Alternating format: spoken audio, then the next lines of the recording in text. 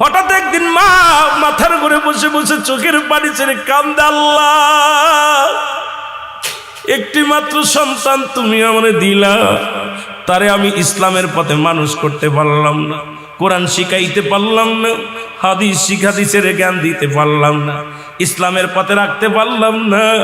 আমি মা হয়ে আল্লাহ তোমার কাছে ফরিয়াদ করলাম, তুমি শোনো নাই রে আল্লাহ। আল্লাহ যদি নাই তুমি শোনো, আমার মাতাল সন্তানকে তুমি ঈমান দিয়ে দাও, ও যদি মারা যায় যেন ঈমানের সাথে মৃত্যুবরণ করে। জোরে বলো আল্লাহু আকবার। এ মুসলমান শুনে নাও, মা দোয়া করে, মায়ের দোয়া কবুল হয়ে গেছে আল্লাহর দরবারে।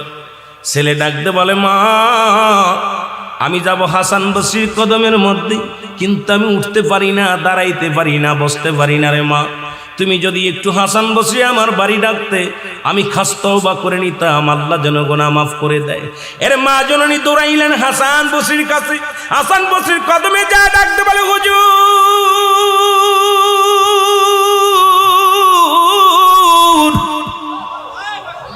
আমার মাতাল ছেলে তওবা করতে চায়, কালেমা পড়তে চায়, আপনি যদি আমার সাথে একটু আমার বাসায় যাইতেন গো, তাহলে আমি অত্যন্ত খুশি হতাম আপনার উপরে। হাসান বসরি ডাক দে কয়, মা গো, তোমার ওই মাতাল ছেলেকে কলমা পড়ানো তো দূরের কথা, তওবা তো দূরের কথা, ওই ছেলে যদি মারা যায় ওর জানাজা পর্যন্ত আমি পড়ব না, ওর কবর পর্যন্ত দিব না, মাটি দিব না, জানাজা পড়ব না, গোসল করাবো না। সুতরাং নাফরমান গুনাহগার ব্যক্তি যদি মারা যায়, আমি হাসান বসরি তার কদম সেখানে যেতে পারি না। মা জননী কাঁদতে কাঁদতে চলে আসলেন বাড়ি এসে দরজা খুলে সন্তানের মাথায় হাত বোলাইয়া দিলেন। ছেলে ডাকতে বলে, মা হাসান বসরি কি আসছে? কয় না। কয়, মা গো কেন আসলো না? কয়, তোর মতো মাতালকে সে কালেমা পড়াবে না, তোর মতো মাতালকে সে তওবা করাবে না। ছেলে চোখের পানি ছেলে ডাকতে বলেন, মা গো,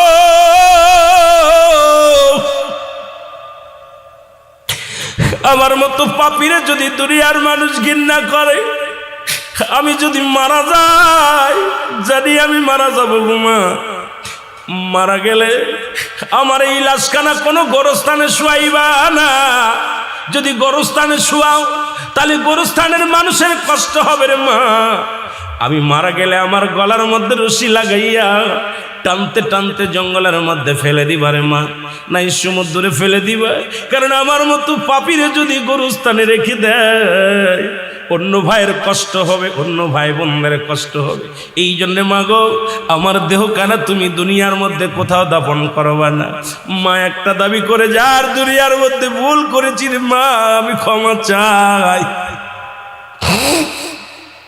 কানতে কানতে সন্তান দুনিয়া থেকে বিদায় হয়ে গেল। আল্লাহু আকবার বলুন। সন্তান মারা গেল, জনম দুঃখিনী মা চোখের পানি ছেড়ে কান্দে, মালিক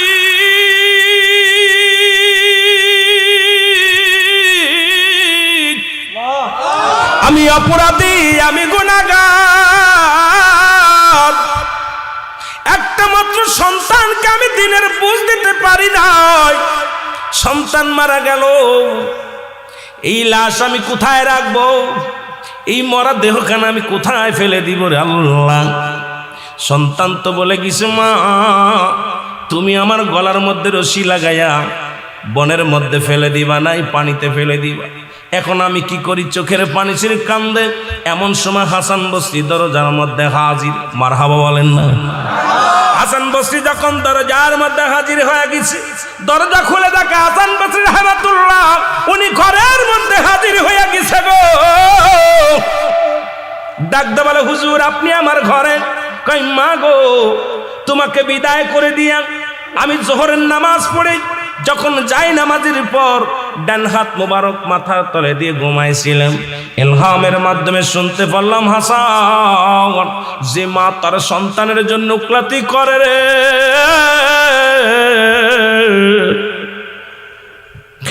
হাসান রে আজকে মা সন্তানের পক্ষে গেছে রে, ওই সন্তানের ফরিয়াদ আমি আল্লাহ কবুল করেছি।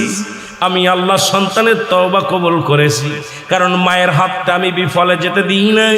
মা জননী হাত উঠাইছে সন্তানের হইয়া, আমি আল্লাহ কবুল করে নিছি রে হাসান। তুমি যাও, মায়ের চোখের পানি জমিনের মধ্যে পড়ে, আমি আল্লাহ সইতে পারি না। তুমি যাই ওই সন্তানকে গোসল করাইবা, তুমি ওই সন্তানকে কাফন পরাইবা, তুমি ওই সন্তানকে দাফন করাইবা, কারণ আমি আল্লাহ ওই সন্তানের ফরিয়াদ তওবা কবুল করে নিছি। জোরে জোরে বলো মারহাবা। হাসান বসরি ডাকতে বলে, মা মা গো, এই দুনিয়ার মধ্যে তোমার দোয়া বিফলে যায় নাই। মাগো, তোমার দোয়া আল্লাহ কবুল করেছে, তোমার সন্তানের তওবা আল্লাহ কবুল করেছে। এ মুসলমান, আজকে সেই সমাজ, এ মুসলমান, এমন মা বাবা যদি কোনো সন্তানের পক্ষপাতী করে গো, তার কপাল খুলে যায়। আজকে অনেকেই ওয়াজ শুনি কিন্তু মা বাবার সাথে খারাপ ব্যবহার করি। অনেক বক্তা মা বাবার ওয়াজ করে কান্দি, অথচ মা বাবার খবর নিই না। ও মুসলমান, আজকে মা বাবা বৃদ্ধ আশ্রমে, মা বাবা বুড়া বয়সে কত কষ্ট করে রে মুসলমান। আজকে মা বাবার হক আমরা আদায় করতে পারি না, আল্লাহর দরবারে কি জবাব দিব রে মুসলমান। আমি এই জন্য আমি আপনাদেরকে বলে যাই, তওবা করবা বেশি বেশি, আর মা বাবার যত্ন করবো বেশি বেশি গো। মা বাবারেও খুশি রাখবা, আমার আল্লাহ রাসূলকেও খুশি রাখবা, ইসলামের বিধান মেনে চলবা, দুনিয়া আখিরাত দুইটাই শান্তি পাবা। জোরে জোরে বলেন ঠিক কিনা?